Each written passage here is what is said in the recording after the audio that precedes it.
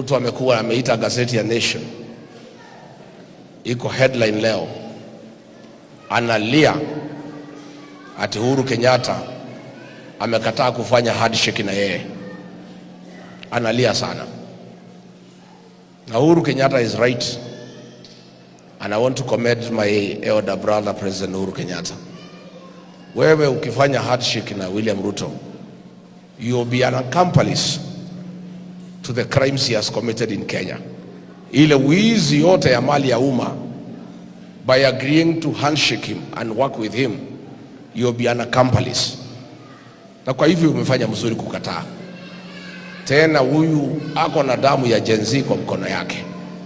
Ukikubali handshake na yeye, hiyo damu kwa mkono yake ya Gen Z itakuja kwako Rais Uhuru Kenyatta. Number 2, wewe William Ruto unatafuta uhuru kwa nyumba yake Ishaweri, unaenda Caledonia, lakini saa hili unajifanya unamtafuta. Umetuma Faruku na Sudi na watu ya ODM kutukana Uhuru Kenyatta. You pretend to be looking for him, but you are sending people to abuse him. Tangu uunde serikali umehangaisha Uhuru.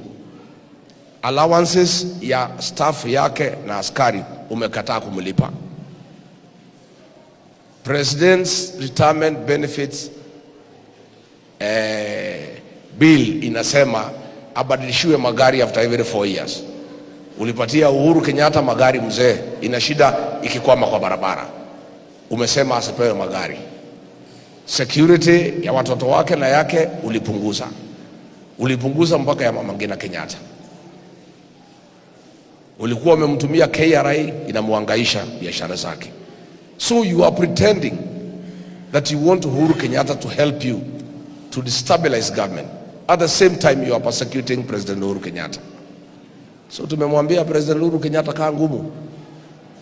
Leo nimetuma wazee asubuhi, respected elders, nimwambia tafuta Uhuru Kenyatta, kwa sababu labda nitaondoka na sitapata nafasi ya kumuona.